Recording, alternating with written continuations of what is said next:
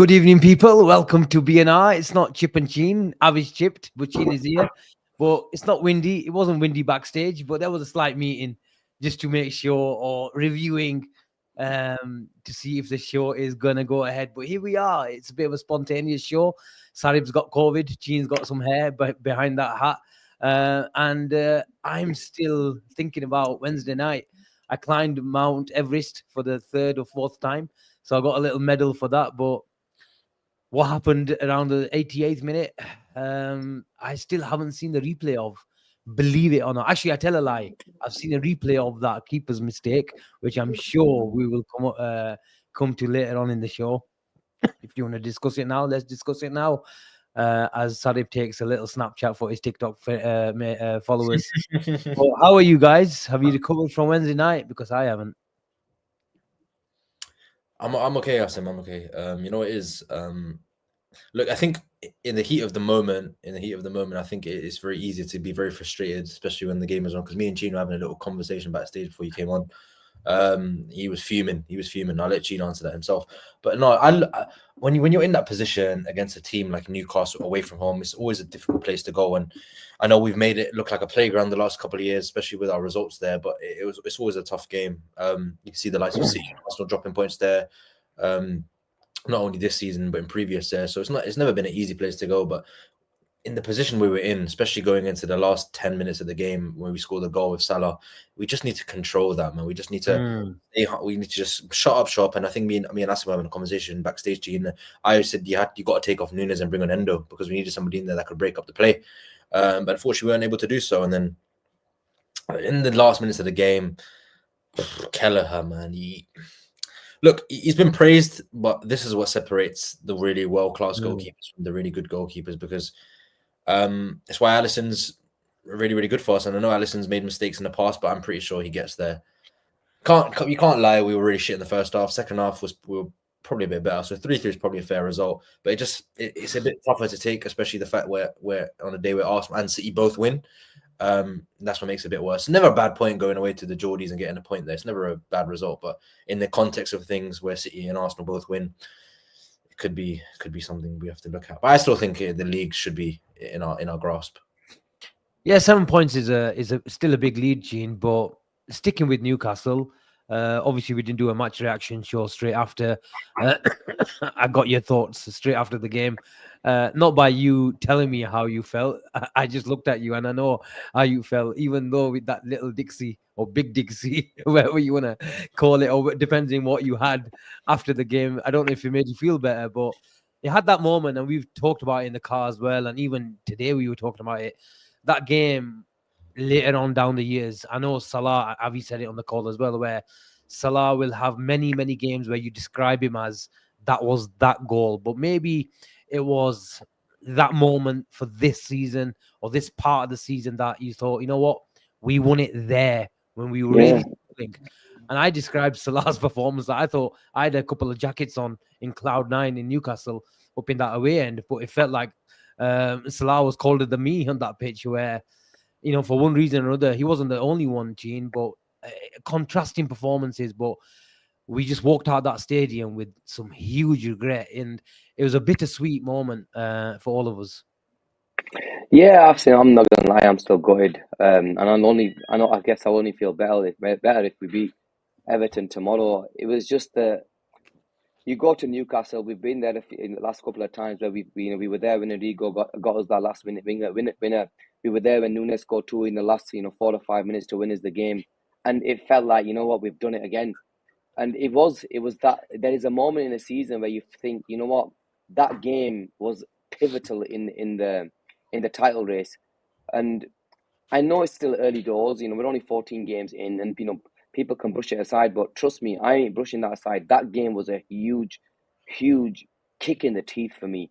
Because if we walked out of that game, because that, for me, I tweeted before the game, I was more worried about Newcastle than I was Man City on the weekend before we played City, because at home I just had a feeling that we were going to beat City that day.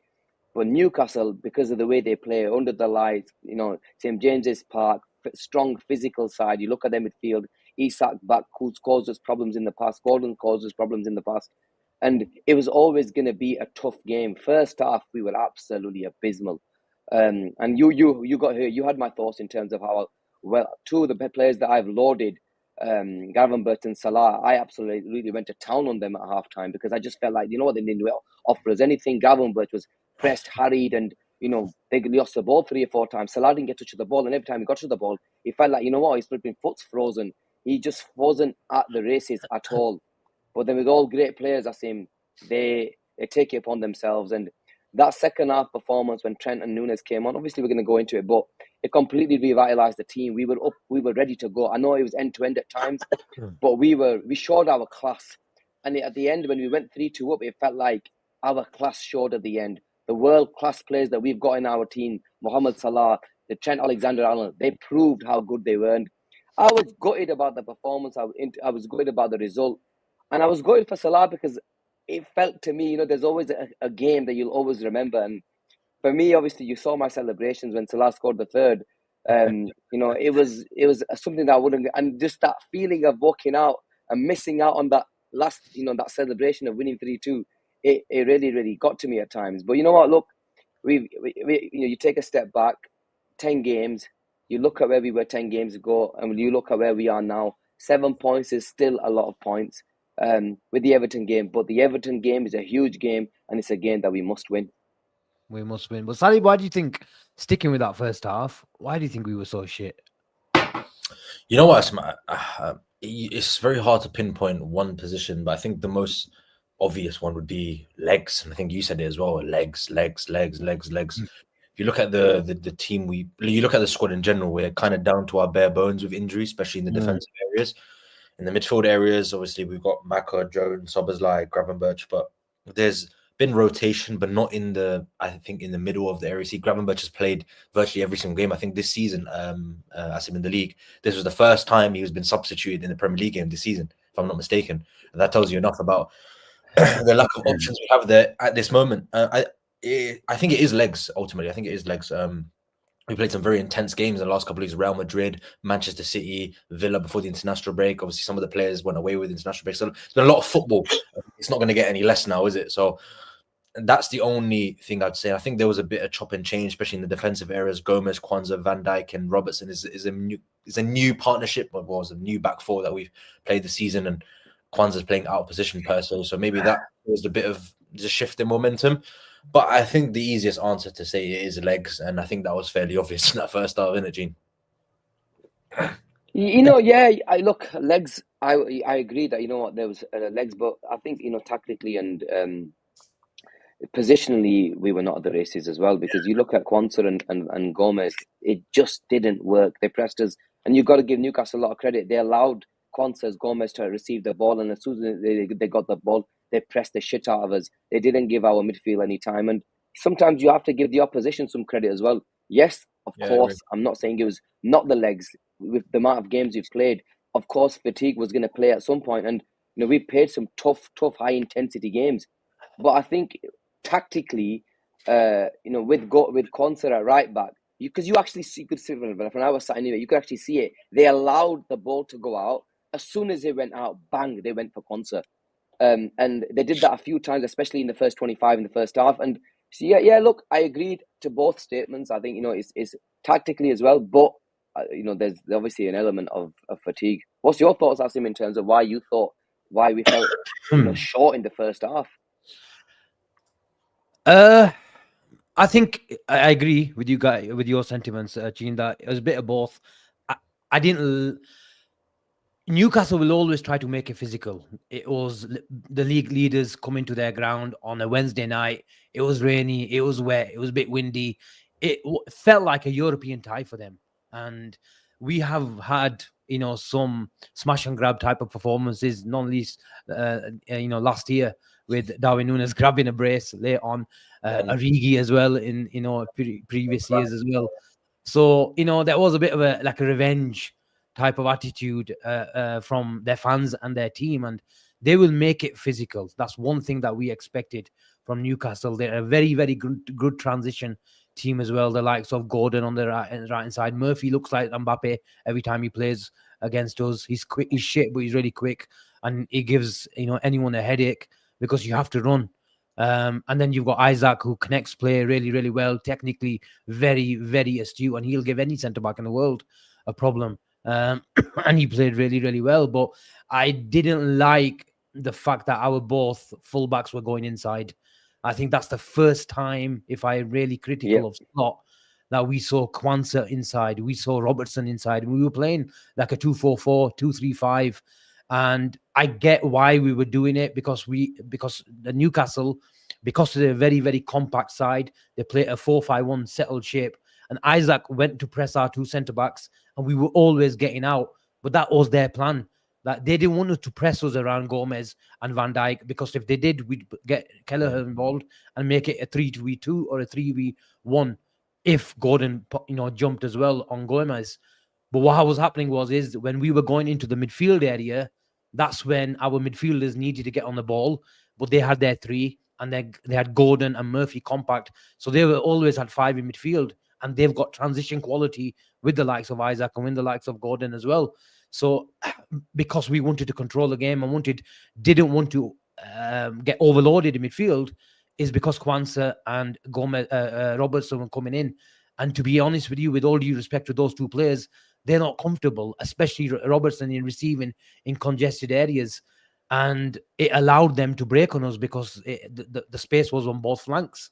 So I think that was maybe a mistake. I would have, Liverpool would have maybe mixed it up a little, enticed their press on us a bit more. But what was a big thing for me, and I kept on saying it to you because you stood next to me, I said it to Shahid, said it to Jake, that especially on big pitches, Gene, when the press is, whether it's in the first half of the pitch or the second half, wherever the press is on, we don't have that out ball from Trent. We don't have that switch. We don't. And what it allowed Newcastle to do is very, very aggressive when they really jumped together in packs.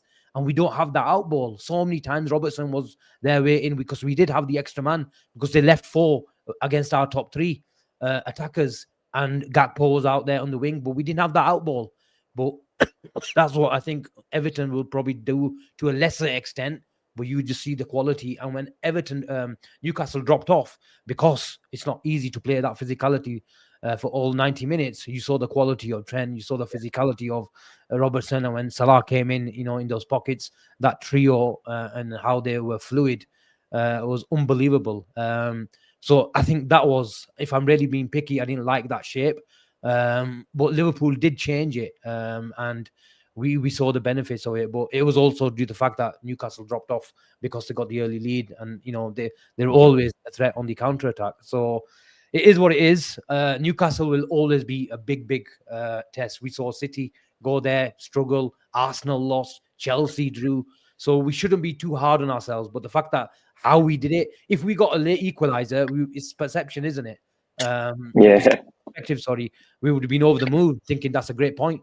But it's just the way it happened. And I agree with Sarib that Kelleher has been absolutely brilliant, but it is going to cost you, isn't it, down the line? The longer he plays, the level will, it's probability that he will make a mistake. And I'm not happy with him. The fact that I've seen that happen a couple of times this season. I think he did it in the Brighton game where Welbeck might have hit the side netting, or maybe the Chelsea game. I don't know. But he did let one go and someone hit the side netting at Anfield. So I don't know. He could have done anything with that, Gene. He could have flapped at it, man. He went go out for a corner. He could have punched it. He could have caught it if he was really, assertive in the first movement. But I don't know, man. It is what it is. But we have to think positive because we cannot drop points against Everton. But I just want to come to you, Sarib, because how do you perform like that in the first half? And I'm just talking about Mohamed Salah's performance here, where he was non-existent. I earlier said, I told you earlier that he played like he was absolutely freezing his ass. Was that the first time that I seen him play? Not in winter, summer anyway, but he normally has a long sleeve on, doesn't he? Did he have a half a sleeve on shirt? Maybe he was cold in the first half. Maybe he went for a run around the changing rooms or around St. James's Park at half time. But that I've tweeted it about a couple of weeks ago, Sarib. Winners realize when their team needs them most, and he had that sort of burden on him in the second half that if I don't do anything, we could be going out here with nothing, because we could easily, if that chance when who was down through on goal with Kelleher, Gordon, when Gomez made a mistake, it could have easily been 2. And who's to say that it could have not been 3 and 4 if that went in? Yeah, bang on Asim. And I think that separates the great players from the elite players. I think Salah in the first half was, just not in the game at all. I don't think all of our players were in the game, and no one really stood out for me. But he has these games where I watch him and he doesn't impress you, but then he just makes something out of nothing. And I think that's why he's so efficient over the last 8 years, 9 years, because there's been games where I think he's been on like the edges of matches, Mo Salah, but then he just produces something out of nothing. And in that second half, the burden on his shoulders to drag Liverpool out, he puts a brilliant ball in for Jones, and Jones smashes that into the back of the net. He gets another goal. He gets himself, Trent passes him the ball. Salah puts it away twice, and then he has that runs through that little gap, and I don't know how he done that. And then he shoots it with his right foot, and it hits the top of the cross. But there's no angle to shoot there, and he could have had a hat trick. And that would be one of his poorer games that I've watched him this season. And it's insane to say. It's actually insane to say, but it's just the greatness of Mohamed Salah. Because honestly, without him, I don't know where we would be in the league. I think I mentioned in the previous show, I think without him in the league, we'd be 13th without his goals and assists. I think that is a good thing and a bad thing. I think more of a concern, because when he doesn't perform, who is really performing? And I think that's what Are you concerned, Sarib? I think the percentage is something ridiculous, isn't it? Like he's got, what is it, 75% goal involvement for Liverpool. Is that, how do you see it? Is it Liverpool are relying on him, and when he has a barren little not purple patch, that's the opposite, a bit of a bleak patch, yeah, and then who's going to get the goals? Or do you think is like, look, every great team is relying upon great players? Haaland, what's his goal involvement? It'll be something similar at Man City. Like Liverpool has designed their patterns of play that Salah is going to grab most of the involvements. And why wouldn't you build your system again around the best player in the world? How do you see it? I think it's a bit of both, Asim. I think it is a cause for concern. I think that Gene made a point many times on BNR about when Salah's off it, who's really performing. I think that's what Gene had a go at me and Avi last season, especially we were on Salah's neck a bit. Like when Salah doesn't do it, who's really doing it? Which is fair. I understand that point as well. But in hindsight, if it's just him scoring, because it will come in the season, Asim, where he does have a run of 5 or 4 games where he doesn't score, and if other players are not in form, that is going to be a concern. And you can say on paper we do have attackers that are likely to get 15 goals a season: Gakpo, Diaz, Jota, Nunez, Salah, and Chiesa to come in there as well. And you could throw Jayden Downs in there if he gets a run as well. But it's hard to call now, because it will happen. It happens to Messi, Ronaldo. It happens to all the top world-class players, Neymar, Robben. It's like all of them, all the top scorers that we've seen, Kane. They all have a dip in the season somewhere, and it will happen to Salah as well. He's no different. He's a human being. I just hope when that time comes around, Jota's informed, Chiesa's informed, Diaz, Nunez are informed, so they can just take the weight off his shoulders. Because we saw it last season when Salah was not in the team, especially when he came back from injury, he was not performing. No one was performing. But then in hindsight, Asim, you can say when Salah was out of the team, Liverpool only lost 1 game, and that was away at Arsenal. We were still scoring a lot of goals. We got 4 at Bournemouth. We got 5 against Norwich. There was quite a few games where we had a few goals. I think I'd fancy my chances against Norwich. But yeah. But like, let's look at the bigger picture. Without Salah, of course, this season we're not contributing enough in terms of output, and I think that's something we need to rectify very, very quickly. I think it's a pro and a con, because Salah doesn't get injured, but last season he did get an injury, so it can happen to anyone. He can get injured this season, especially after a big injury they had last season. So if he gets injured, we're in a difficult position, I'll be honest, and we can't let that happen. Our players need to step up, and they have been, but a bit more is needed, I'll be honest. Gene? Look, Asim, I'll be honest. I don't have an issue with Salah having the burden of being Liverpool's goal scorer and creator, because I know the man will produce 9 times out of 10. It's the games where sometimes he doesn't. He isn't at the races. Like, you speak about the Madrid game. I didn't think he had his best game against Real, but the team came, the others chipped in. Gakpo scored the goal. McAllister scores the goal. I don't think Salah got an assist in that game. In that game, and normally he's definitely doing something in each game.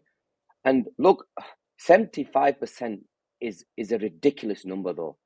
And if it was around 55, half, that's fine. I'd understand that. But 75 is a really, really high number. He's an unbelievable player. You will rely on your talisman, and he is our talisman. And we're there for him to score goals and to create. But because he's like not just our goal scorer anymore, he's our creator now. So that is too much burden on one player. The others do have to be, Diaz had a really, really good start to the season, and I gave him a lot of credit, saying, you know what, wow, I think he had 5 in 5 at the start. He hit a bit of a barren spell recently. He hasn't been scoring I think I know he scored them goals against Leverkusen, but has he really scored many goals after? Not that I know of. Gakpo, I know he got a couple of goals now in the league this season. Darwin really needs to start scoring some goals. 77% CD says. That's ridiculous, man. And yes, we can rely on him. Yes, he is the man that will always produce. But my biggest issue, and this is my issue that I had with Sarib and Avi, and Sarib spoke about it, was when his time comes, the others have to step up. People can say, yeah, we're scoring loads of goals and all this sort of thing. Yes, but it's scoring all these loads of goals and assists because most of it is on his head. And you can't allow that he'll take it on his head, but you can't allow too much of it either, because that's a different type of pressure. Not that he can't handle the pressure, he can, because he always has. But I want the likes of Darwin, I want the likes of of Diaz and Gakpo to get a few more goals. Look, Chiesa's going to be coming back. Jota's in training. Normally, Jota's the one who sort of takes that load off Salah, where whenever Jota plays, he always bags. But let's face it, guys, he played 5 or 6 games, 6, 7 games at the start of the season. He scored 1 goal. Yes, he had a few assists, but he's not the Jota that we were used to in previous years, where he gets the goals and he scores. 1 league goal for Jota in 7 or 8 stars is not the level I expect Jota to be when he's been playing games. So let's hope that when he's back, hopefully we'll be able to see a few more goals, and the goals can be slightly shared out amongst the forward line. Gene, there were a few other topics of discussion as soon as we got out of the stadium, as soon as we got out got into the car, checked our phones, and Liverpool Twitter was in overdrive. We'll start with Kwanzaa/Gomez. Slot again took a lot of stick. I think he defended his decision, defended Kwanzaa's performance as well at right back. First of all, were you surprised to see him at right back? And secondly, what did you make of his performance? Not gonna lie, Asim, I wanted it. I'm not gonna sit here and sugarcoat it that, oh, you know what, I wanted Gomez at right back and Kwanzaa at centre back. I didn't. I wanted Kwanzaa at right back. I thought he did when he came on that cameo against Man City. I thought he had a really good game when he came on, and I thought he did okay against Doku. So you expected okay, and I didn't really want to change it too much. Whereas Gomez just played a big game against City at centre back, where we're moving him back to right back and Kwanzaa to centre back. I didn't want to see that. Ideally, obviously, you wanted Trent to start, but in hindsight's a great thing. You go back now, that was a big mistake, because it just didn't work at all. It didn't work at all. It was I would have started Kwanzaa at centre back and Gomez at right back now, because I wasn't expecting that. But because of that little cameo, I think that cameo sold me dreams that this might work. But it just didn't work. It didn't work in terms of when we had possession of the ball. They did not look comfortable at all. There was a few times where we lost the ball in them positions, and let's face it, they ran wild. Let's see this is Isaac. They did run us ragged. They let them have the ball. As soon as they got it, they pressed them, and we really struggled. They could have had a chance to score. Gordon went 1-on-1 with the goalkeeper, and Keller actually made a decent save from a Gomez mistake. But look, we just have to, for us guys, it was, look, these guys have just come in. It was about getting over the line from now until Konate is back. But it will make a big difference once Trent obviously is back and playing right back on the weekend. That will change it. But in that game, I wanted it, but I wish I didn't. Sarib, hindsight's a great thing, but if you had that decision right now, would you play Gomez at right back? Yes, I would. I wanted Gomez at right back, and I thought that's what he would do against City as well. When Kwanzaa came on, obviously he didn't do that against Doku. I don't think a 15-minute cameo is enough at right back for Jarell Kwanzaa, who's been pretty poor this season whenever he's played in the cups. Let's not sugarcoat it. For him to then get a start at right back in a position that he's not played in the Premier League ever, it didn't really make sense to me. Now you look at let's take it back to last season. We saw Van Dijk and Kwanzaa end the season And Kwanzaa was really, really impressive at many times, but he also had his doubts as well. We've seen Gomez play centre back many times in the last couple of years, and he's been pretty bad. We all highlight that Real Madrid game as well as a key one that we looked at Joe Gomez and thought, yeah, it's done. And Gomez played a lot of fullback last season, so he's more accustomed to playing at right back because he's played there a lot more recently. And Jarrell Kwanzaa, being a young player, has never played fullback professionally. So why is he then going to play fullback in the Premier League against one of the top physical teams in the Premier League? I understand that you're up against Anthony Gordon. Kwanzaa may be a bit more physical than Jarrell, then Gomez is a bit bigger, 6'3", 6'4", wherever he is. I understand the thinking behind it, but I don't think a 15-minute cameo against Jeremy Doku at Anfield is enough to warrant a Premier League start at right back when you've never played there before in any competition. Because Gomez has done that role before, and Gomez would probably be better against Anthony Gordon because he's got a bit more pace as well. The recovery pace of Joe Gomez might have been a bit ideal in that. Obviously, I'm not Arne Slot. I'm no tactical mastermind, but I think it was fairly obvious they could see that was that was an area Newcastle were going to target, because Jarrell Kwanzaa, I think, struggles 1v1 as well, and especially in wide areas, because he's more of a. I don't think he's like a Kanate where he can play out wide as well. So I think he's more suited to the central areas at centre back. That's from what I see anyway. You might disagree, but I thought he struggled really bad, and especially when you're playing two players that have probably not played together for 7-8 months now, Gomez and Kwanzaa. I think that was an out position as well. I think that's something that was a problem. And I looked at that and I was talking to my Arsenal friends because we watched it together. They were like, I think that side is going to be a problem. Gordon is a problem for most fullbacks in this league. And against a centre-back playing fullback, especially him not playing there, yeah. Yeah, the thing is, if it was like a flat back four, I would have had a lot more confidence in, those duels. Slot mentioned that he did really well in 1v1 situations. But if you're going to put your fullback in, like number 10 positions, make him go inside in midfield, and then even if he's high and wide, trying to pin Newcastle back, then the moment we do lose the ball and he was trying to go into midfield from the likes of Kwanzaa and Gomez in particular, he's got some space to get back, and he doesn't have the pace as Kanate. He doesn't have the intensity as Conor Bradley. We saw Conor Bradley against Real Madrid come back from those positions and put an unbelievable tackle in Mbappe, and it wasn't the only recovery that he made on that night. But he just doesn't have that. So yeah, it was a strange one. But what I would say in terms of Slot is, once you've got Trent out, once you've got Shimikas out, you've got Bradley out, there's not many options. And I keep looking at the owners that in the summer, this is what you get when you don't replace Matip. And Slot mentioned himself that we've got 5 defenders for the next 8-9 games. And this is what you're going to get, aren't you? Against a really physical side, against one of the best transition teams in the country.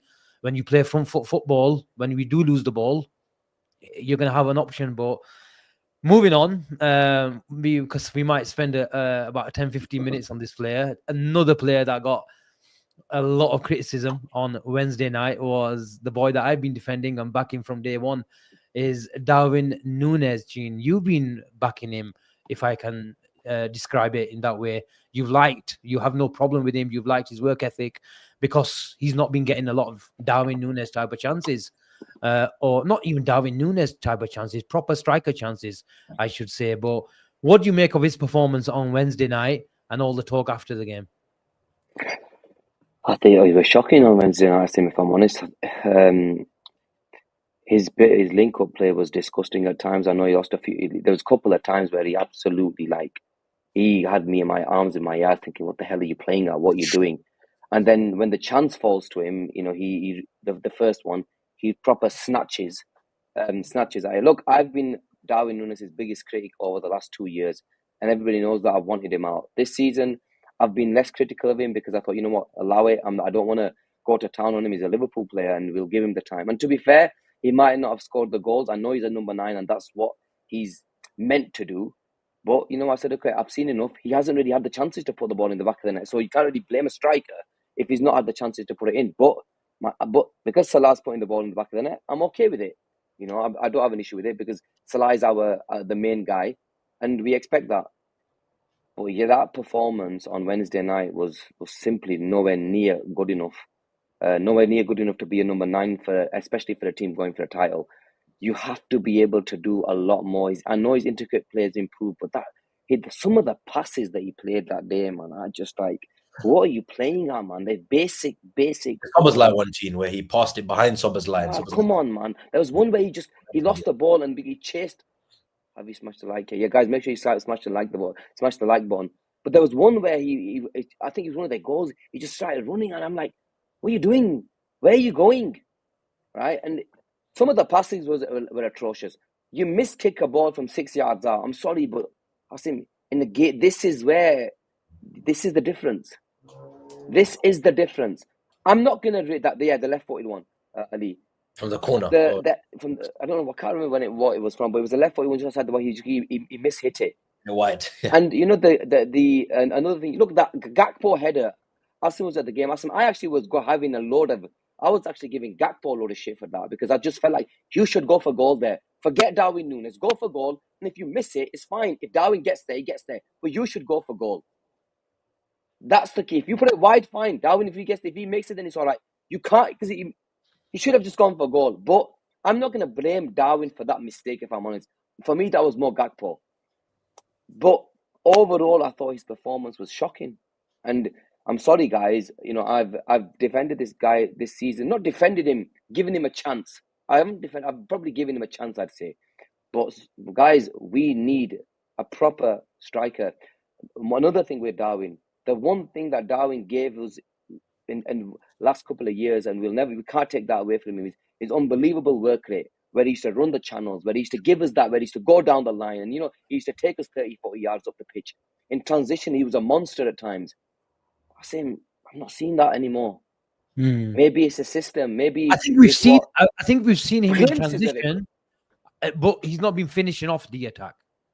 Well, finishing off the attack, he hasn't had the chance. To be fair to him, he hasn't really had chances to finish the attack. Yeah. Let's face it. But even what we saw from him last season, we're not seeing him. He's not. You know, you were calling for him to be inside the box in that number 9 position where he can finish. We've not seen it. How come? I've seen other players get in that position and finish. And we saw Gakpo get in that position and finish against City. Other players do manage to get in that position. He doesn't. But Gakpo was coming from which goal did Gakpo score against City? The Salah pass, make the late run. Yeah, but Gene, that's back post, isn't it? From the touchline. He has to do in terms of running towards the ball. I'm not. When have you seen him in the 6-yard box? Do you think that's a Darwin Núñez thing or a slot system thing? It might be a slot system, but still, the amount of times that we had possession of the ball as him, and you're a 9, and Darwin isn't exactly going to be an unbelievable connector of the ball, or he's going to be technically good enough around the box where he's going to make play. You expect him to be inside the box. Okay, I know Jota's not injured. Jota's injured, so he has to play there, and Jota is probably our starting number 9. But you still expect him to be in and around that number in the 6-yard box, because we have the possession of the ball on so many occasions that he just, I don't know. I don't want to go to town on him like everybody else has done, because I still will back him a little bit. This is it. For me, Asim, he was a shocking. Everybody can have a bad game. Everybody can have a bad game. I don't want to pile it on him, because Salah's had bad games, and I've thinking, but he needs to start scoring goals, or Slot needs to get more out of him. And last summer, everybody was saying to me, Slot is going to work his magic. Slot is going to work his magic. He's doing this with that Feyenoord striker. Abi gave me a full show on how, you know what, this Feyenoord, Slot did this with that striker at Feyenoord. I'm yet to see it here, though. I'm yet to see it, because I'm not seeing a Darwin Núñez that we're happy with, you're happy with, or any fan base is happy with, if I'm honest. Any of the fan base, our fan base is happy with. Sarib? Look, I think there's one comment that basically sums Núñez up, and I think I was looking at when Gina's talking, I was thinking, Lesedi says he hasn't had chances, quotation marks. He was the focal point of our attack and has the most missed chances in Europe. Big chances, I think he means. Leads the leagues in offsides. We've seen Núñez with service. He's not good enough. Never was. And I don't think we're going to have a more accurate comment by anyone about a Liverpool player than that. You say Asim Núñez hasn't had chances this season, but again, I think that that comment is reference to last year. It's not reference to this year. Yeah, but Asim, it's still, the fact remains the same. We've seen him in front of the goal. You don't become. Yes. you don't become a clinical player in 6 months. I've also made the point many times. I don't think Nunes is the type of player where you can improve his finishing. I think he's always going to be a 1 in 5, 1 in 4 type of striker. But it's not good enough to be a Liverpool number 9. 85 million we paid for this guy. It's a record signing, and he's got more yellow cards than goals in December. And I think that is the cause of concern. You can see it yourself. Yeah, he runs the channels. Yeah, he works hard. But if I want someone to work hard, I'd go sign Mo Farah. Anyone can run around and anyone can run in behind and do that job. I'll be so honest with you. I want my Liverpool number 9 to put the ball in the net. And as a package, even Jota, the problem with him is his fitness. If he's fit for 30 games of the season, he scores 16 league goals. We saw that in the 21-22. But Darwin Núñez is simply not good enough. And I said I'd give him until this season. But I'll be honest, I am so done with this guy.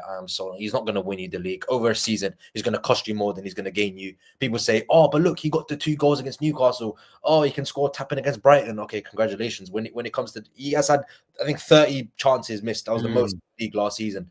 Haaland, people always compare him to Haaland. Haaland misses so many chances, but Haaland also scores 60 goals in the league. That's the difference between the top number 9s and elite number 9s. That's why City won the trebles, why City have got 6 league titles, and we're nowhere near that at this moment. No, we weren't. We are now, but in previous years. Fact of the matter is, we are not going to be able to compete consistently if we don't sign a striker that can score goals, 20 goals a season. Salah's doing that job, which is why we can get away with it. And that's what Sheen said. We can get away with it because we've got Mo Salah. As soon as something happens to Mo Salah, you look at our number 9s, Jota can't keep fit, and the other one can't score, but he runs the channels. Simply not good enough. Simply not good enough. And I saw, in hindsight, Newcastle's number 9, Alexander Isak, who I love, absolutely adore him as a player. Since he was at Sociedad, since he was at Dortmund, I thought this guy's going to be a ruthless striker. And we saw how elite his finishing was. That goal he scored, it's just, he turns, Van Dijk can't even shift them away. He puts them more rockets into the back and outside the box. He had another goal in the second half that was ruled out for offside. But again, the way he isolates a centre-back or a defender 1v1 is unbelievable. But are you prepared to have Isaac if he misses too many games? That is the only concern with Alexander Isak, is that he doesn't play enough games. 26. I'll be so honest, I'd rather have 26 games of Isak than 40 games of Darwin Núñez, because at least I know I'm going to get out. What is the average? You get me that, but I think let's get Darwin Núñez's agent on this show. Why not? Let's have his agent defend Darwin Núñez. Let me introduce you to Darwin Núñez's agent right now.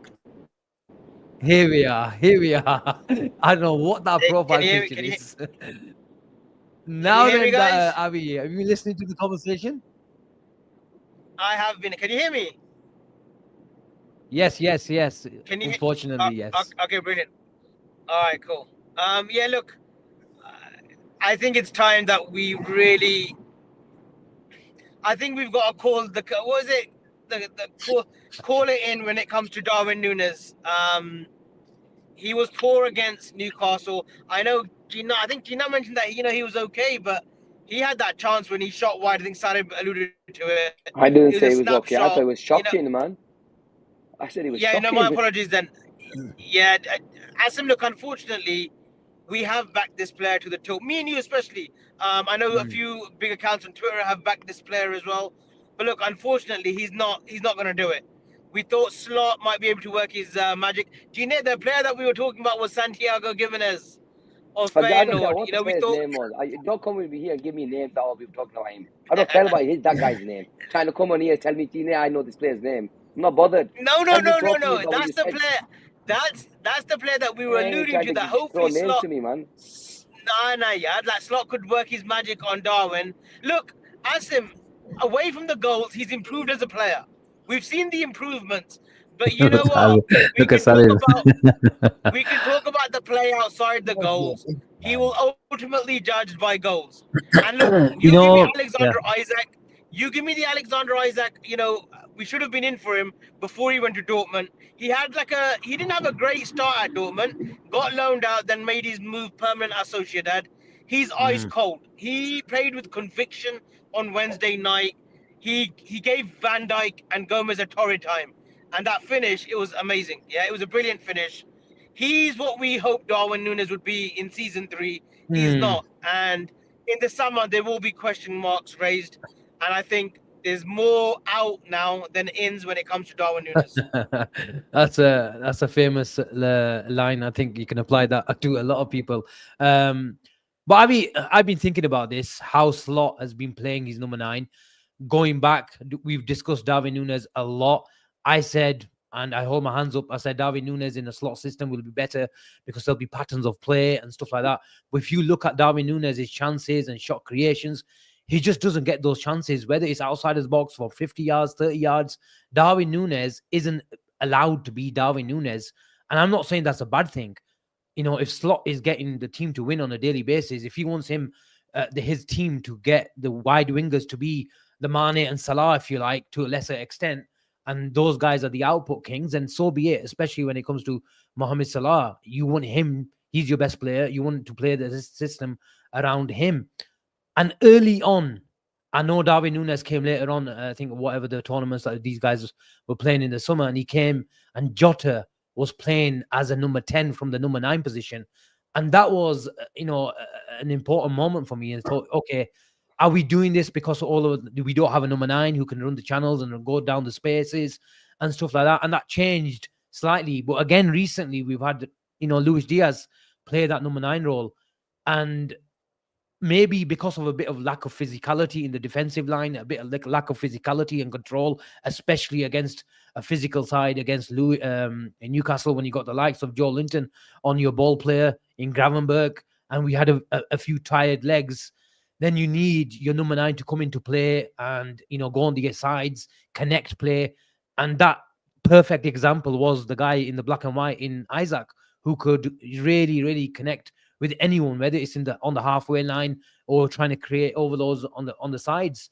And I'm just thinking, does Slot need a player that presses in midfield to give the lack of physicality a bit of a boost from those positions, but also connect with the player, because we want total control? And I think I'm really liking the idea. And I gave you your flowers at the last show that you mentioned it, that you really like him. And I really like Luis. What I've seen of Luis Diaz from the number 9 position, he can play on the shoulder, but he's not going to be a Darwin Núñez type of guy on the shoulder because he doesn't have the pace of Darwin Núñez, but he's not slow. But I really like what I see him coming, because he's a pure footballer. He can drop a shoulder in tight, congested areas and buy time. He can go run out places. He can interchange with the striker or the wide winger. Whether it's got Salah coming inside, he can go on the right, especially with connecting with the Cody Gakpo, who likes to come inside as well. So I would, if it was up to me, I'd stick with Darwin Núñez in the summer as a number 9. Chiesa can be a bit of a backup, and I'd go for Nico Williams on the left-hand side, a pure winger, and go Cody Gakpo. Because I think if you go for someone like Gyökeres, I think that type of striker, he's more of a Haaland / Núñez type of striker from what I've seen, where you need to provide him the chances. And then if you want to do that, then you have to nullify Salah's output to an extent. Obviously, he'll be a creator, but I want Salah to be the main man in Liverpool, not because he's Mohamed Salah, but because he's the best player and the most reliable, and he plays every game. So I don't want Liverpool to change the dynamic. Maybe in a 2 years' time, when Salah, his legs is gone, he loses half a yard, even more, or a yard of pace in 2 years, then you can do that. But I think Liverpool and Slot are not looking for a pure number 9. If it is someone like sell Darwin Núñez, there's no way to stick with Darwin. I think we've got a decision to make on Darwin Núñez and Jota that's in fine. summer. But you can't say keep. You would, if Darwin Núñez plays like this to the end of the season, you will keep him next season if we bought Nico Williams. No, don't say yes. No. What's the question? You just said. What's the question? What's the question? I would stick with Darwin Núñez. Let him ask the question, man. Let him ask the question. You said Asim in the summer. Let him ask the question. Darwin Núñez, and I'd sign Nico Williams. That's what you said. That's exactly what you said. We would keep. I would keep if we sign Nico Williams. You would keep Darwin Núñez in the summer. No, I didn't say that. That's exactly what I said. I'd have Diaz and Chiesa. You said Núñez in the summer. Asim, no, I think Asim did mistake it. Asim, I think you probably I might have said the wrong name. I might have said you did said Núñez. I was talking about Diaz for about 5 minutes. So I said, No, but you told would me. like. Yeah, but you said I'd keep him. That's why I wanted to rely you. You said I'll keep bloody Nunes. No, just I coming didn't in on realize. this. If I said Darwin at Just- that time, it was a mistake. But I was talking about how No, much because I you're talking like about number Diaz nines, in the man. number 9. Just coming into. I was talking just about Diaz, coming how on. much I like in the number 9. Just coming on this. Let you off. Asim, you know. Let you off. Yeah, You people know, realized. The chat realized. Look, he You're right, missed guys. out. Why did you realize, man? You should be going for him. Every You know what makes a mistake, you go for him. You know what's. You should. Know what You was should. the Sorry, Avi. Yeah, You know what the problem with Darwin was? His anticipation is where he struggles. Jota's got anticipation and he's brilliant at it. He anticipates a chance. He sniffs out a chance for himself. Diaz, we've seen it with Leverkusen. You know, he made that right run. He anticipates well in a central position. Even Gakpo is brilliant at anticipating. On Wednesday night, there is no anticipation in his game. How can you have a number 9 that doesn't anticipate how the game's going to be played? That Gakpo, right? But Avi, why does he anticipate chances in the Uruguay shirt? Asim, just 1 minute. Gakpo should have gone for that himself, right? But as soon as it goes across, he's so laboured. I think Gino speaking about frozen feet. I think Nunes had the same issue on Wednesday. He's got to come across. He tried to get there. Yeah, he needs to anticipate that better, Gene. Okay, all right, to an extent. But he was Darwin Nunes, the only way he saves Avi, himself... tell me why does Darwin Nunes anticipate chances or situations in a Uruguayan shirt? He doesn't. Since Bielsa's come in, he's not done anything great. His record's not bad. He's not done anything great for Uruguay. Look, what did he do in the Copa America?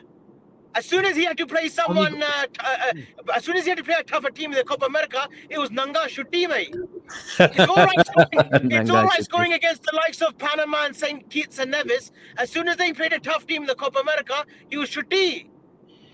Yeah, so but look, you also have to say like Haaland against Darwin Nunes. Ask him 1 minute. The barometer for Darwin Nunes this season was 20 in all competitions. He's got 4 right now. I can't see him getting 20 in all competitions this season. If he can't do that in year 3, he's gone. We've got to cut our losses. Whatever we get, 30, 40 million, that's a shocking decision. Whoever made that decision to go in for him, we've got to cut our losses. I'm sorry, guys. Asim. And I think like a Nico Williams is the dream. I think a Luis Openda would be a good signing. I think that's what we look at, wide men who can play that 9. Sarib, I think the chat can correct me if I'm wrong, and you guys as well. There was a press conference about a month ago, and he was talking about the number 9 position, Slot was, and he mentioned, or if Chiesa or Jota were here, they'd be in this number 9 position. I'm paraphrasing, obviously, but it stuck out to me. He's not mentioning Darwin, and I'm thinking again, my point about how he wants his number 9 to play. That either one, he's lost trust in Darwin Nunes' connection, and he just doesn't like him. Simple as that. If we all know Nunes is shit, the manager that sees him every single day is going to obviously think the same thing. He's not good enough. Everyone keeps saying Haaland and this and that. I say like Haaland against the big teams and this and that, whatever you're trying to say. The difference between Haaland and Nunes is that Haaland scores goals and Nunes doesn't. That's the big difference between the two of them. And you're going to say chances. I understand. Nobody's comparing Haaland to Nunes. No, but I think Haaland's a different level, man. Haaland's a player. Come on, you look at Haaland in the. It's actually unfair to mention Haaland in Nunes. It's just wrong. I agree. But Asim, there's so many number 9s out there that I would have over Nunes. Teams that people mentioned Cunha, and I'm not going to go on that train yet. I think he's a good player, and I did mention someone. No, he'll miss just as many as Darwin does. He's had a little purple patch at Wolves this season. Forget him. I tell you, Sarib, there's one player that I like, Sarib. I'm not sure if you've seen him. I do like him a lot, and he's not had a chance at PSG yet. But Goncalo Ramos, I think he could be a. No! For a top club, no, club, John. he could be a He just batsman. had a good ball, whoever he was. He scored the hat-trick, No, Asim, he's awful. Asim, I'm telling you, he's at the wrong club. PSG was the wrong club for him. I'm telling you, that player could bang elsewhere. I don't want another former Benfica striker at my club ever again. Leave them alone. I don't want any more of them. Sarib Shutti. Yeah, if you want a 9, get Asim in, man. The guy would bang, man. If you wanted a 9 and you had the door, you spend the money. We will not pay his wages. Bro, forget the weight. This guy would guarantee you 25 plus. I guarantee you that. Osimhen would guarantee you 25 in the league. He's a proper striker. But look, I am with Asim. I don't think Liverpool will go out and spend that amount of money on a proper 9. I think we will probably go down the route of buying a wide 9, who's good enough to play across. And I'm look, people are gonna give me shit now for what I'm gonna say. Look, there was a reason why I was happy with me when we signed Chiesa, because I thought he was good enough to play across the front 3. I was having a go at these. I think at that time thinking, you know what, Chiesa, everybody's saying that he's going to go for the right hand side. I was saying, look, forget the right hand side. I think he's going to come for the left hand side. Because he's got the traits. The thing with him is obviously he's just not injured. Gina, you're going to spend 10 minutes giving us a monologue on Chiesa. It would be good if you can just turn up for the first team. It would be good if you can turn up just for the first team. Playing for the under 21. Jump guard, Sarib, 1 minute. It would be good if you can just turn up for the first team. He's playing for under 21s. You think he's another one. He's gone in the summer. That was just a opportunity signing. Don't give me this about Chiesa. He's not got the legs. He's not got the injury. He's not got the physicality for the Premier League. Yadrak. Yadrak. Let me fucking remember this day. I always do this, and Avi comes with bullshit. Yeah, like he normally does. I like that. That's as worse, Asim. That's as worse as him saying Szoboszlai is the new Valverde. This is the rubbish that I'm listening to. You cannot do this. I'm telling you, do not think of Chiesa as a 9. Come on, let's be sensible. Chiesa as a 9. Come on, yar. Yeah, look, let him speak. The bypass is ending soon. Let him get out and get them all out of the way. You said Chiesa can't keep fit now. Now, you're Mr. Reliable, I know football. Go and check how many appearances in the league Federico Chiesa made last season. Go and have a look and then come back to me. Then we'll talk. Sarib, the Italian Listen to me. The Italian league is a different jellyfish to the English league. What are you talking about? I'll let you talk. The Italian league is a different jellyfish to the Premier League. Why are you saying last season? Why are you saying last season? Because he was fit last season. He was fit last year. He was fit. I don't give 2 hoots what he was doing last year for Juventus. Are we a Juventus sports channel or a TV channel or a YouTube? We are LFC. I want the Chiesa now. I want Chiesa now, not last season. No, I'm going to defend Gene here. Chiesa's not even injured. He's just not up to scratch for the first team. And yes, it's taken longer than we expected. But you said, "Oh, look at Chiesa's injury record." When he played, he played all of the season. 6 months of Federico Chiesa. We have seen 18 minutes. I repeat, we have seen 18 minutes of Federico Chiesa. I started 1 second. But there's certain players that they've got pedigree and they've got class. Yeah. I remember when the likes of Ox came and Robbo came for the first 4 or 5 months, they hardly ever played. But they played the game. Why? But they come to a team like Liverpool, it was going to take them time. The way we play, all that sort of thing, it was going to take them time. So somebody like Chiesa, who's just come from Juve, had no pre-season. Yes, he picked up a knock, but he needed a bit of time. Hold on. No. Let him finish. No, it's to do with the comments. Asim, can you block that? Can you block that bastard Bada Bing? He's saying some nasty stuff in the comments. Can you block him? He's saying stuff about the club, which are disgusting. Can you please block him? Block that, delete that bastard. I've not seen it. It's Bada Bing. He didn't say fucking idiot. What did he say? He didn't say anything. I don't. He's talking about the club in a stupid way. Anyway, Avi, I was saying, look, there's certain players that come back, right, that need a bit of time. Chiesa had no pre-season. Yes, he picked up a knock, but I believe, and I still believe, I think there's a player in there that we can get something out of. The guy's got the pedigree. Avi can say he hasn't got, the guy's still got pace. He clocked up the highest brilliant number in this Euros. So don't come with me saying that the guy has got no pace. When next man just clocked up the fastest player in the Euros only 6 months ago. So please chill out with your no pace. I didn't mention pace. I didn't mention. You said you only got the. I didn't mention pace. Listen, I said the physicality. The physicality. Avi, physicality. The guy needed time. He's gonna need time to settle. He's got a few months now. Avi, you're gonna Avi. Chiesa. You rated Chiesa for many years. Yeah, he should a world-class player. A world-class performer should not be waiting 6 months to adapt to this league. I'm sorry, Gene. That's no excuse. Avi, he had no pre-season. Right?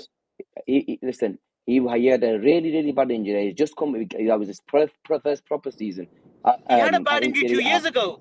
He had a bad injury 2 years ago, not this season. He played 31 games. That Yeah, Sarib would I'm correct just. you on. Do you not listen to me? I just said he had a really bad injury. He came back. He had one full season, and it took him time. He's come to a new club, and he had no preseason, so it took him. All right, yes, and then he had that niggle as well. He had an injury for a few weeks, which set him back. But I think he's actually over that injury. I think he will come good.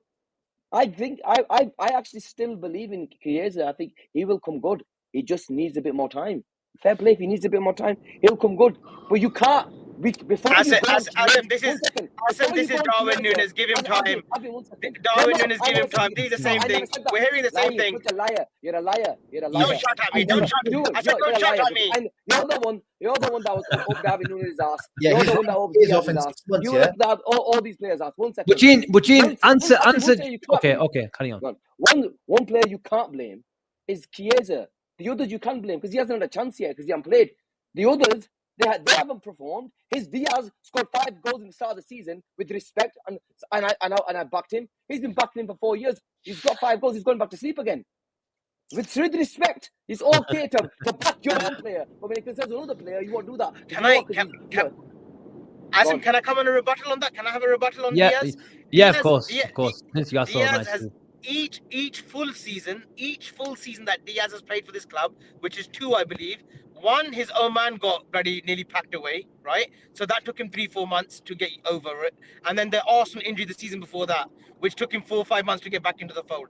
This season, we've seen a new Diaz under a new manager, and he's performing 9 in 18, I think. He's been totally one fine. league goals in September, by the way. League goals in September. Sarib, you back? Sarib, that doesn't no, matter. He's been part of a winning team. in September. He's been part of a winning. No, one league goals in September. Asim, Sarib, he's had impact in every game he's played in. Okay, but what do you want from your forwards? Every time he plays or starts, he's had an impact. Yeah, he had impact against Real Madrid. He had impact against Bayouf because he scored a hat trick, and he had impact when he came on against City. When he played against City, okay, he's making impact. You can say 1 goal until September. We're playing. We're at top. We're on top of the league. We're on top of the league. That's not relevant to this conversation. There's nothing. No, you can't do that. My rebuttal is to Gene. My rebuttal is to Gene. Why they're a tag team in this? They're a tag team. Asim, they're not providing. Asim, they're not providing context. They're not providing context. Chiesa played 35 games last season. So how are you telling me that he's not fit? He had injury, this and that. He had his ACL 2 years ago. Okay? It's taken him 6 months. 6 months, guys. Chiesa, who's supposed to be this world-class performer on his day. We've seen 18 minutes of it. So if you're writing of Darwin Nunes, Sarib, you're writing of Darwin Nunes this season, you haven't even seen a minute of Chiesa, and you're prepared to give him time. That's exactly my point. You're writing off a guy in 6 months, and you've been backing this guy for 2 years. What kind of bullshit is that? What do you mean? What bullshit is that? You're writing off Chiesa in 6 months. You've been on the Nunes train for 3 years, still think Slot's going to change. I'm telling you, Chiesa hasn't got the physicality. But Sarib, are you not concerned that it's taken 4 months? Slot has actually mentioned it a few times that he hasn't been able to handle the intensity of training. Well, obviously that's going to be a concern, Asim. But there's obviously on the other scale, there's a reason why Arne Slot signed him, because he's obviously a good player, and we've seen that in the past. Well, please tell me. Did Arne Slot sign him? Well, obviously probably asked for the signing, innit, if it was available, and obviously we needed a 6th attacker. Oh, come on. We know that wasn't a Arne Slot signing. Just like Arthur was a Jurgen Klopp signing. Give your head a wobble, please. Give your head a wobble if you think that Arne Slot. We're only going to assume that. Avi, right? So you've backed Diaz for 2 seasons. When he had an injury, he come back from an injury. Oh, it took him time. He was all right to back Diaz then. Happy to back him when he was producing shite numbers. Let's face it, he might have had good games, but he was producing shite numbers before that. He comes back from injury. Then he's backed him saying, oh, you know what, last season, it was all down to his dad, right? With respect, whatever happened to his dad, whatever happened was not good, all that time. But you're okay to say, you know what, let's write a season off because whatever happened to his dad, it took him time. Okay. So you've just given him 2.5 seasons, written him off. I said, it's all right. No, I haven't written off anything. I'm not written anything off. Avi, his numbers were shocking. His numbers were shocking for 2.5 seasons.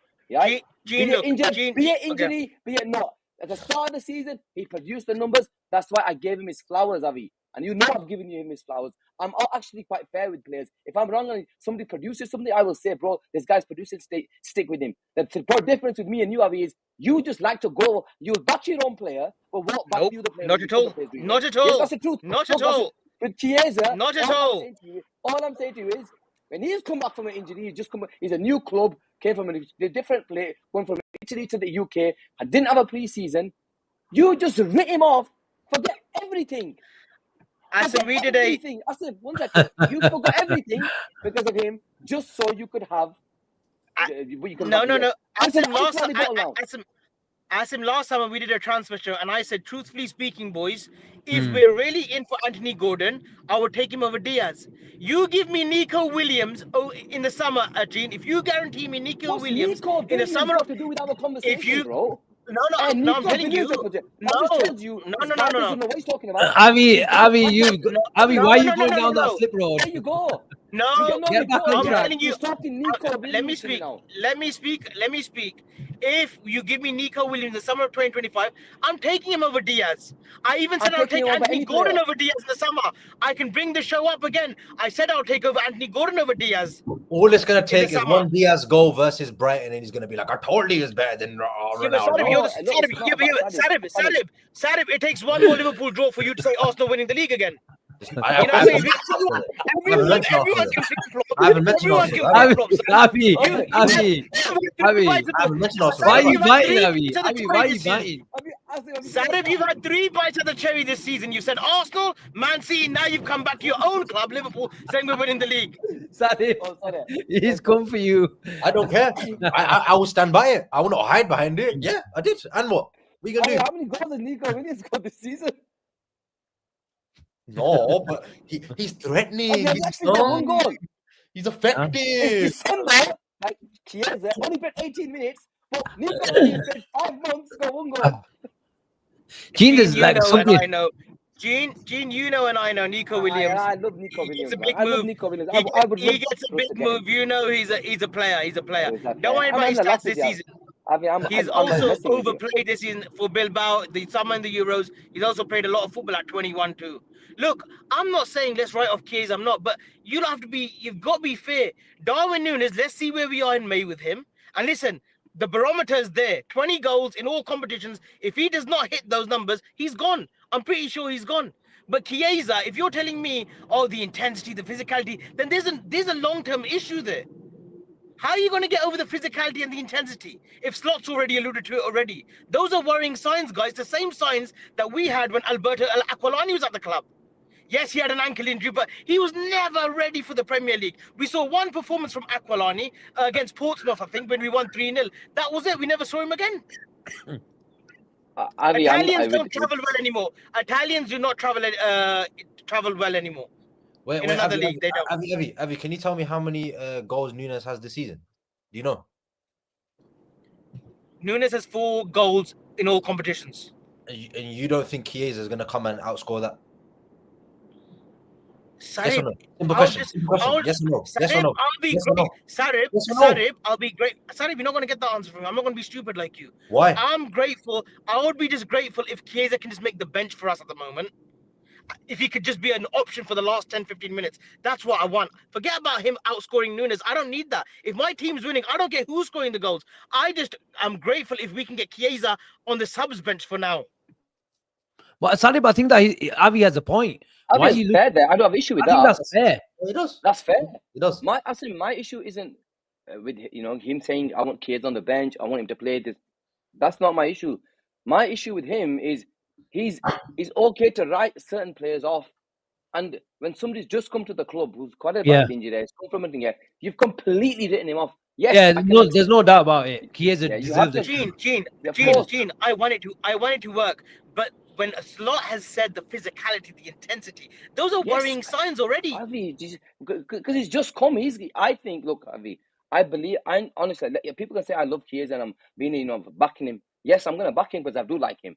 And I think I just see a player in there that as pacey as, yes, he might not have the physicality, but I think he's the type of player that can do it. I think he's got that in him, Asim, that he will become a proper footballer. And Asim, as we put a barometer on Nunes, the barometer stands there for Diaz too. If we're not getting 15 to 20 goal contributions, if we're not getting 15 goals this season from Diaz, then it should be for him in the summer as well. I'm fair like that. I'll be ruthless like that. As much as I love Lucho Diaz, right? If the barometer is, if he doesn't get those numbers, Yeah, exactly. he should go as well. Because we can't always rely on Salah. We can't, because he deserves to have a patch where there's a bit of a blip, you know, where his performances are below subpar, right? So players like Chiesa, Jota, Nunes, Gakpo, Diaz have to step up. If they're not stepping up, then we need to ask questions in the summer. But Avi, you say that, but then the guys you're suggesting have got less goals than him. So I don't know where you stand with that. Then you're suggesting Nico Williams, but he's got less goals than Diaz and Nunes. Sarib, Nico Williams, look how much football he's played in the last calendar year. He needs a move to another league. He needs to come to England, right? Forget what he's doing right now at the moment in the La Liga. He's a player at 21. His potential is huge. He comes to Liverpool, or he goes to an Arsenal, or a United, or a Chelsea, or a City. You'll see serious numbers from him. Do not be fooled by the numbers he's doing right now, please. He's not consistent. It's one argument. Look, I've got no. Oh, Jesus Christ, he's 21 for fuck's sake. I would love Nico Williams at Liverpool. I would do whatever it takes to get him. I'll be honest with you, because I just think the guy's there's a world beater there. And how many goals has Anthony Gordon got this season? Everyone's saying Anthony Gordon. How many goals has he got this season? But Ball, exactly, Ball now. But Sarib, did you not want Gordon in the summer? Sarib, did you not want Gordon in the summer? I still would have signed him in the summer because I've seen him play in the Premier League. That's why. But how many goals has he got this season? 3. How many goals has Isaac got this season? 5. How many Isaac got? 5, I think, 5 in the league. But I've seen him play in this season and get 20 goals in this league as well. Same with Gordon. I've seen him get 21 GA in the Premier League. I always said I'd rather sign players from the league we're already in than abroad because I know what I'm going to get from them. That's why I'd rather have Mohamed Kudus than Nico Williams in my team, because I know I'm going to get from Kudus rather than Nico Williams, who might come to the Premier League and not be up to the scratch of the physicality and things like that. Give him time. I'd much rather sign players from the Premier League like Acuna, João Pedro. Well, the problem is FSG will do that because to buy a player from the Premier League will cost 30 million more. Exactly, but that's because the reason why there's a tax on them is because they've performed in that league. You've seen them perform in the league. I understand. There's less of an unknown about them. And the Premier League clubs generally don't need to sell, and so if you want them to give you a player to them, give their player to you, then you have to pay the money, don't you? So, but just touching on Chiesa, those remarks that Slot made, Sarib, do you see Chiesa coming into the team if he takes a bit of time just to get to the pace of the Premier League? That sort of really burst of pace might not be there once he starts getting a few games. Do you see him playing that Diaz role up top? Because if he comes into those pockets, he's got the technical ability and the sort of game intelligence to get involved, hasn't he? Yeah, I think that's why he was signed. I think it's difficult to say at the moment because we've not seen much play, but we've seen him play off the right-hand side and we assume that it's a backup to Salah. But you can't deny that he can play off the left, he can play centrally, and he can play off the right-hand side. And he's not a pure number 9, he's more of a winger. He can facilitate rotations between the front three. He just looks like that kind of player that can do that. He looks comfortable on his left and right. He's got a goal in him, he's got a burst of pace. And I think he'd be really good in that centre-forward position. But at this moment, you have to say the position that he's most likely to be playing for the next couple of months will be the backup to Mo Salah. I think that's based on the evidence that we've seen him play against West Ham and the cameo against Bournemouth, which he was on the left against Bournemouth, funny, but the start against West Ham was from the right-hand side. You never know. We might go from one Egyptian king to two Egyptian kings this summer. But moving on, Sheen, Derby. Everton. Is it on? Derby. Is it off? Do you think we're going to play? But it's not going to be easy. Is it going to be football if it does go on? I think the game will go ahead. I simply think that the Premier League will go ahead because there's just too much money involved. I think the rights of the Asian side of the world, their 12:30 kickoff there is a big thing. And especially with it being Liverpool, the derby, I think it will go ahead. And I'm looking forward to the game in terms of I would want it to get called off because I think the Liverpool, I would rather have Kanate back, Maka available. If the game was, because plus the amount of games that we played recently, it'll be a horrible game, especially with the win that they're saying that's going to be coming, putting all of that taking all that into consideration, I would rather the game get called off if I'm Gina, honest. But Nunes shot might go in from the wind. It might actually go in. yeah, listen, let's not. Listen, once we moved on, we move on, man.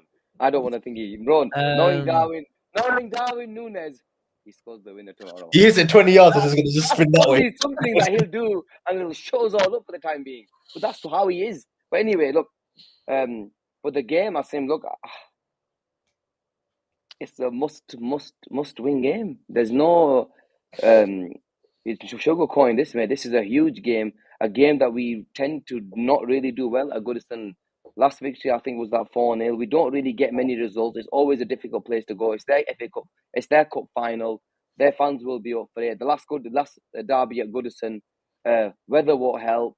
They're coming off a decent win in midweek, so it's going to be a tough game, and I just hope that we can win. We need the 3 points. If we really want proper aspirations for the titles, then we have to go to this ground and pick up the 3 points. What are your thoughts? Yeah, apparently, Gene, there's a meeting. It's going to be constantly reviewed from 8 a.m. onwards, so we probably hear something 8:30, about 9 o'clock ish. They'll have to tell the fans pretty early, policing issues and stuff like that. So I do think if it does go ahead, I've got a feeling it gets called off. Yeah, same. I've got a feeling. Yeah. Apparently, Ant, I don't know if he's in the chat now. He's a local, and he goes, things have been getting called off today and tomorrow in Liverpool. Obviously, probably not the magnitude of a Premier League game with all the money involved, like Gene alluded to. But yeah, I've just got a feeling it gets called off. I don't think it'll get rearranged to 3 p.m. That's just an impossible task. But I think it won't get rearranged to another 12:30. I've got a feeling it might be a midweek fixture somewhere. But whenever we play, if we do play, we have to be mentally prepared. But Avi, I think if we ever wanted like a preparation for a derby in windy and bad conditions, maybe not as bad as what we will experience tomorrow, I think Newcastle away with their crowd, because the crowd is going to be up. I don't care. It's going to be 12:30. Everton, the last Merseyside derby, I think is the 134th. I think it is Merseyside derby, Avi. But whenever it's going to be played, but let's assume it's going to be played tomorrow at 12:30. It's going to be one big test for the Reds. Is Avi still here? Has he just gone off? He's gone. Sarib, you can take that. I'll take it, Asim. Look, I think 134th Merseyside derby, they will be up for it, bloody hell. 87 miles per hour currently on the Irish, so not far from the Mersey. Yeah, that's not promising, is it, Asim? It's not really promising. Just on the win situation, I think the Premier League in the last couple of years, Asim, they've not been opposed to calling games off. I think they've done it during the COVID year. You remember that December period, Gene, and Asim, where they called quite a few games off, especially after the Tottenham game, and then we had a long 3 weeks off. When the Queen passed away as well, we had the Premier League games called off as well during that time. So it has happened in the last couple of years, maybe different situations. So I think because of that, because it's already happened before for different situations, I think they can do it now because it's not something people have not seen before. And again, if it's 87 miles per hour winds, it's not far from the Merseyside border, I think then that it could be a bit of a problem. But again, just on the Everton game, it is the last derby at Goodison before they move to the stadium, which is also flooding. If you saw the video yesterday, the water coming down the top of no, it's called Mabley. Is it called Mabley Dock or something? They're calling it the new Tesco. New Tesco. Bramley Dock. New Trafford. But yeah. Sorry. I think it will be a tough game, especially Sean Dash teams are always physical. You got Tarkowski and Branthwaite, Michael Keane if he plays, very dirty centre backs, very physical, proper. You think of Premier League centre backs, Ryan Shawcross, Craig Dawson, James Tarkowski, those that Ben Mee, those type of centre backs. They're not scared to scrape their foot down your thigh, your Achilles. A lot of that. So for that position, for that game, I would not play Nunes because Tarkowski might have no one to pin, and I think we need the trickery of Diaz in that position. But will be a tough game. Haven't won there in the last 2 years. So let's put that right. Because after the April game, I went ballistic. And hopefully this time I can put that right as well. Are we still there? Yeah, I'm still here. Sorry, I had to no reception. Asim, you know what? It would be a blessing in disguise. And I know we want to see football week in, week out. every 3 days. But it'd be a blessing in disguise if this game was cancelled. Wow. I So think we just you don't looked. think I think Liverpool should just we just looked a tad leggy on Wednesday night. I think tomorrow. I think tomorrow. I think is potentially going to be our ugliest game of the season. It would suit Everton to a T. Dice football, defensive, men behind the ball, physicality. I think Slot, potentially this could be a real eye opener for him. A bit like Watford and Liverpool when Klopp first took over during that October, November when he took over from Brendan. We saw But Avi, yeah. you say that you want the game to get called off, and I'm not disagreeing with you. But is there a sense if the game gets called off, Arsenal win, City win, they cut the gap to 4 points? That's a great more pressure on caveat, Liverpool. Sarib. Puts more pressure on Liverpool. That's a great caveat. But if we're serious, scoreboard pressure, Avi. It is. But if we're serious this season, Asim, if we're serious this season, we're gonna look. We have to expect Arsenal and City to close the gap. We can't win every game of the season. We have to expect that City will go on a 10 game winning run. Not that I think they can with this squad, but Arsenal, have they got it in them third season in a row to go again? Can they do one better than last season? We have to expect that these guys are going to push us to the last day of the season. So whether they cut the gap or not and our games get postponed, advantage back to Arsenal, the momentum, this and that, the shift, I would ideally like the game to be cancelled. I'm sorry for all the travellers that are making their way to the away game, this and that, but honestly, we need a rest. We just need a slight rest for another couple of days and we go again. Gene, you rather McAllister miss Fulham at home than Everton away? Yeah, definitely. No doubt. Because Merseyside derby, I think it's a game we probably need McAllister to play. But yeah, look, I look, if the game goes head up, it is what it is. But I would prefer us to not play the game tomorrow, and I completely agree with what we said in terms of the way Daesh is going to play. I'm not a fan of this with the wind, the way it's going to play out. It just doesn't. Right now is not the time. And with Ibu back as well, hopefully the next time we play Everton, that's a massive, massive plus. They always cause us a problem, and they can be shit, but they will always give us a game. Especially at Goodison, they always tend to give us a game. I think the only time we've battered them was that 4-0 game that we were at. So Before, I know that is, yeah. After that, it's always been tight. That Sturridge last minute winner. Mane last minute, not Sturridge. Mane last minute winner. It's always tight. Or they've done us over as well a couple of times. So I'd be quietly happy. And I get what Sarib's saying, that scoreboard pressure in terms of they can win their games. But you know what? I would take right now. I would take it. I will deal with the Chelsea thing, the Everton game later. Predictions, guys. If it goes ahead, dirty 1-0 win. I can't see Liverpool keeping a clean sheet in those conditions. I think Kelleher's going to get peppered. Fair enough. I think he's going to get peppered. We do give away silly free kicks, let's be honest. And they're going to launch Tarkovsky's 80-yarders, Pickford's 80-yarders from their own box. Billy says 2-0. I can see a 2-1. I can see a 2-1. Sorry? Calvert-Lewin. Does anyone know if Calvert-Lewin's fit?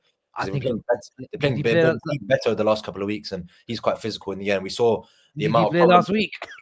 I know the last time Calvert-Lewin played against Wolves. Yeah, so Calvert-Lewin against Joe Gomez could be a concern. So I'm going to say 2-1. Just because we saw Calvert-Lewin cause Van Dijk and Konate a load of problems last season. And Gomez is not very physical in the air. He's a bit shorter than Calvert-Lewin. I think that, and Calvert-Lewin off corners looked really, really impressive as well. I think all round as a striker, he's really, really impresses me, Calvert-Lewin. The problem is with him, he can't keep fit. So I'm going to say 2-1. I'll say 2-1. Avi? 2-2. What? Yeah, I'm just being sensible. See, that's why I didn't want to say it. Thank you. But do you if you believe it's going to be 2-2, say it. No, I don't. I think this was. I think the Newcastle game, in hindsight, was a good result. And like I said before, I think I was speaking to Sarib and yourself. We need to match what Arsenal do against the opposition that we play as well. So they went to St James's Park. They lost 1-0. We went to St James's Park, should have won it, but we came away with a point. One up on Arsenal, and I know we lost to Nottingham Forest. They battered Nottingham Forest. I just think this is another ugly game this season for us. Dice, last game at Goodison Park. Those fans are gonna lift the players another 10, 15%. 2-2 for me. TK. I can see it. I go with 2-1. I go with 2-1. 3-2 Liverpool. 3-2. Wow. Chalo, let's see. There goes that defensive record. I don't care. I want the 3 points. Right now, without when the Canales, I want points on the board. Forget anything. And I want points on the board. Calvert-Lewin, the season that Van Dijk, Pickford took him out, that same game, Calvert-Lewin, He was really good. He put Gomez on his bum a couple of times. He won one of the headers that went in as well. So, yeah, I do fear that kind of battle. Sarib's right. Did Gomez play in that game? He did. Was it Matip? I can't remember. No, Gomez was out-jumped by Calvert-Lewin for one of the headers. Chalo. Yeah. Okay, guys. I think that was a brilliant show. Avi, as ever, thank you very much for popping in, making it spicy. Livening day up as Popping well. in. It's my bloody show. Popping in. It's my bloody show on Friday. So Yeah, thank you. No, thank you, Asim, for hosting tonight. Thank you for Anytime. taking lead for once. Thank you. Well, your partner didn't, so I Gina, thought I had you back. Gina, let's thank the guests, Sarib and Asim. Thank you for stepping in tonight, boys. Okay, thank you very much, guys. Like and subscribe on the way out. Sarib, you want to say something? We drop points to the Geordies. We go to the Blue Shy.